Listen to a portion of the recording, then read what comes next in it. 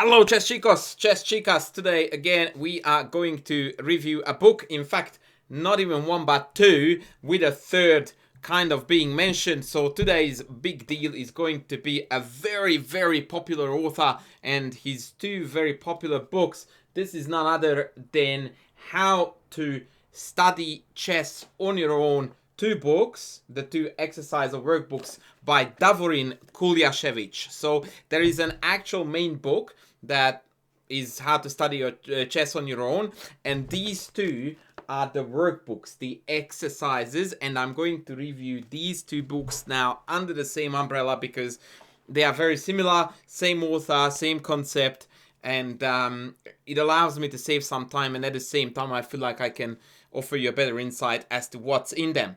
Long story short, this book is written by a grandmaster, Davorin Kuljasevic, who is a chess coach himself, just like myself.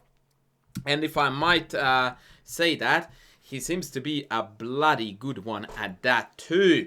I have found his stuff very, very impressive. You can see clarity of thought combined with remarkable experience in coaching. He understands how amateur players think, and he adjusts his teaching and exercise material to that. Now, the irony is that he talks about, and the book is about how to study chess on your own, but he of course puts in there his best material that he managed to assemble in his coaching times. And by the way, this video on this note also beautifully marries or allows me a segue to the previous one, or rather we can segue into this one from the previous video, in which I demonstrated to you how a coach should analyze and identify, diagnose a student's weaknesses, strength, what they should practice, yada yada yada. And in fact, I did get a couple of questions in the comments about, but what if we can't? And then I did say that it's not the end of the world, but your learning is going to be almost certainly slower and less effective. Books like these are the most likely tools that can help you to accelerate that. So let me tell you what I have found in the book, what I liked about it, and yeah, let's take it from there. So the two books follow very, very similar structures. Their chapter titles are almost identical, or might even be identical. There is a visualization bootcamp to begin with, followed by tactics training, followed by middle game training, followed by endgame training, and that's pretty much the gist of it. The first book is for 1500 to 1800, the blue one, and the yellow green one, which is not really showing up because of the green screen behind me, is 1800 to 2100. At points, I felt that these rating ranges were aiming a little bit too low, meaning, or rather I should say that the exercises were perhaps a bit too high, but I actually am backing the author in this regard, the same way how I back, by the way, Ramesh too, because I always think that it's far more productive to go a little bit harder than what they can handle rather than less, because that's a good way to push students into growing. Anyway, first example. That's from the first book, so we are talking 1500 to 1800, visualizing exercise. And this is actually what I'm going to tell you here is my only serious criticism on the negative side about this book. So this is what the book says. Work with me, it's bloody brilliant. He says, take a look at the following sequence. And it's important that you do not play this out. I'm not going to play it out, but at least I will indicate with the arrows of what he's suggesting here. So he says, take a look at the following sequence. Knight takes e4, knight takes c6, knight takes d2, knight takes b4, knight takes f1. If it was too fast, I will repeat. Knight takes e4, knight takes c6, knight takes d2, knight takes b4, knight takes f1. And then he starts asking questions. And it's mighty good because the questions... first of all, the way how he's asking the questions tells me that he has had a lot of students who struggled with visualizations, and two, the types of questions he asks are really good. The first one is, what is the material balance? Already a lot of people he would struggle to identify correctly what's on the board and what's missing. Two, what white pieces are under attack? Very good question. Then there's a third question, which it says, is black's knight f1 to d2 a safe move to play? Was it knight, knight? Yeah, it was white to move, but there was a knight d2 question somewhere along the line. I will look it up. But anyway, so he asked a question, essentially it's irrelevant about what's where and, yeah, whether it's good or not. And all of this is brilliant. If you are struggling with visualization, it is so good. The only thing, and I was like, mate, ask the question. And it's just not there. And he has got like 15 examples of this in the exact same pattern, various really good questions. He manages to mix them up really well. But the ultimate question has to be, in the end, evaluate the position, because that's the purpose of calculating and visualizing correctly, so that we can ultimately make that call of, and therefore this line is good or bad because white is better or black is better. Now, in many cases, the lead up questions almost make it a waste of a question, or make it self-explanatory that white or black is winning. But I often find on this level that even when we go like, if question 1 is who is up and the answer is white is a rook up, by the time we go to question 4, which would be who is winning here, we would forget what question 1 was, which clearly stated that white was a rook up. And also that would allow us to compare the position, or rather think about positions, not only in terms of, okay, white is a rook up, but like there is tremendous compensation or whatever. So what that would require is the ability to clearly see the final position and the end of the sequence, so that we can evaluate that. That is one thing, in fact, my only criticism towards this book.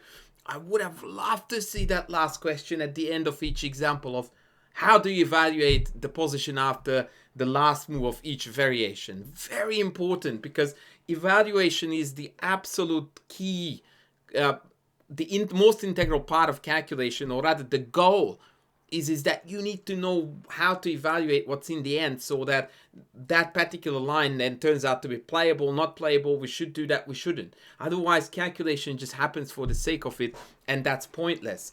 But that aside, the questions are great, the exercises are great, the positions are really good.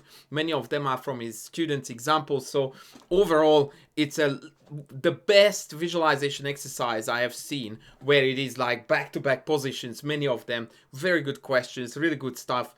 If only he had added the evaluation bit, it would have been 6 out of 5 stars. Next chapter.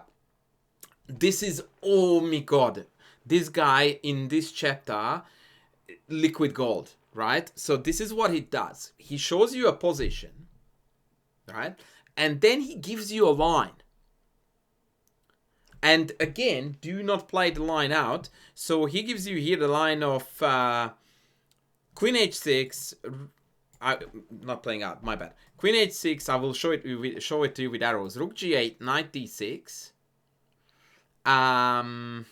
Rook g7, knight takes b7, queen d5. And at the end of this line, it's very clear that the position is a red-hot royal mess. White from the starting position, seemingly has very dangerous threats, and then black gives up the piece, but by queen d5, he is the one, or they are the one, creating a mate in one threat. So this is really, really messy. And then he says, find a hidden tactic in that sequence.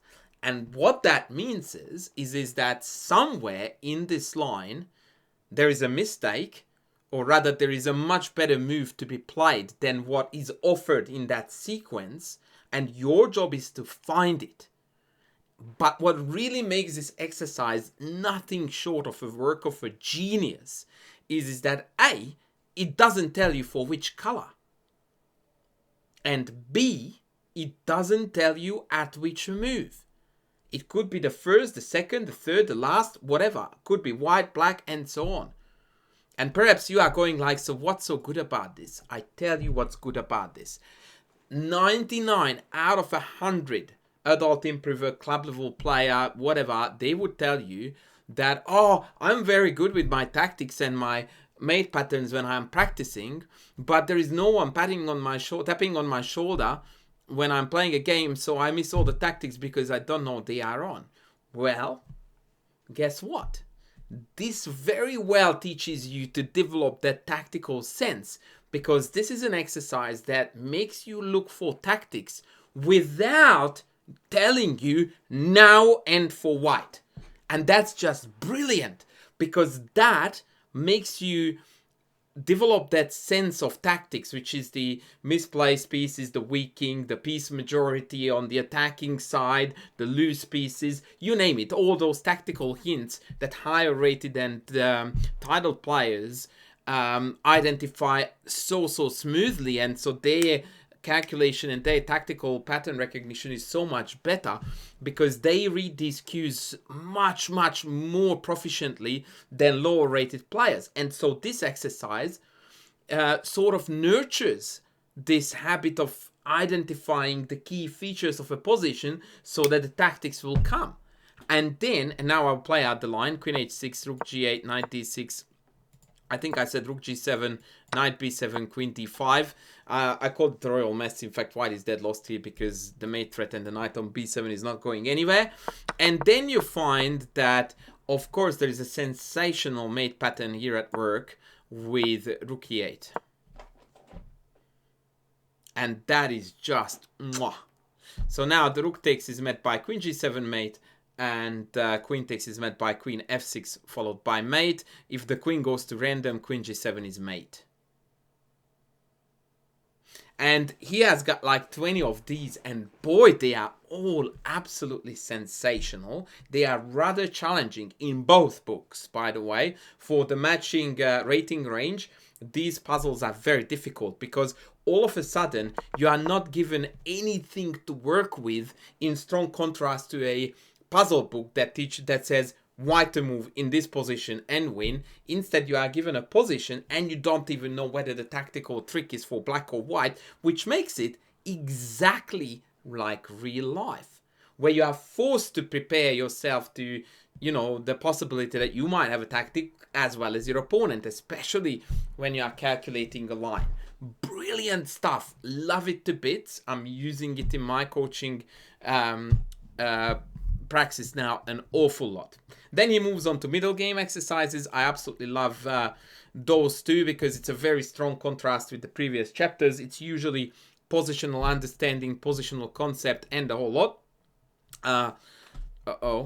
This is meant to be a black to move position, and I set it up with white. Okie dokie. So let's go here. Let's go here. Let's go. Oh no, I messed this up. He. All right. In 4 moves, I managed to turn the boards around. So black to move. And the question that the author asks is that would you play here queen d6, or would you play here bishop d6? Explain your reasoning. And then, in this regard, this part actually reminds me a great deal of the book Evaluate Like a Grandmaster by Eugenie Perelstein and Nate Solon, in that they offer you a number of moves and you need to decide the one which you like and the one you dislike. This is quite a similar concept. And then, of course, in the answer, he reveals that bishop d6 is a perfectly great idea here, because once the knight is kicked out, rook e8 generates perfectly sufficient counterplay. So here d4 is kind of weak because it has been separated from c7, but so is e2. And that's a really cool point. Note that knight takes d4 loses to bishop g3 followed by queen d4. Not loses, but very shaky. Whereas, in contrast, oopsie, let's not get carried away. After queen d6, bad move. Queen takes, bishop takes, knight c6, rook e8, king f3. The loss of the d4 pawn is virtually inevitable sooner or later. Also, we happen to have a good knight, bad bishop scenario because this bishop is stuck, or rather I should say the pawns, 4 of them are stuck on the color of the bishop. It's a very awkward endgame. Beautiful white king, weak d4 pawn, terrible bishop. And this all is beautifully explained. And yeah, that's the positional end of the business. And then icing on the cake, endgames. And just to ensure that I'm covering every single angle, I picked this from the higher rated book. Here the question is really complex. By the way, this position I think has gone viral. I think I saw it on Twitter and a few other places too when this book came out. Because here the question is very complex. It says there are 4 lines to consider. King takes c6, king d4, g4. That's 1. King takes c6, king d4, king d6. 2. King d6, king takes d4, king c6. 3. Or for the Europeans, 3. Finally, king d6, king c4, king c7. That's number 4. And he asked the question of, is any of these lines sufficient for a draw for black? And so your work here or your job here, like it or not, is something I have been saying too, that pawn endings are ultimately about calculation. You need to calculate all 4, and in the end comes the shock that the only draw is king d6. Now king d4, oh, I messed this up too. Okay, let's go a bit of a king triangulation. There we go. I can solve all problems. So the only way to draw is king d6. If king d4, then we take. And if the king goes to c4, then g4 regains the opposition for black. And the idea here is that now you run for this pawn whilst white captures this. And that's a draw. Whereas if king d6, king c4 double exclam, then king c7 double exclam secures the draw. And after king takes, if g4, then king d6 is opposition draw.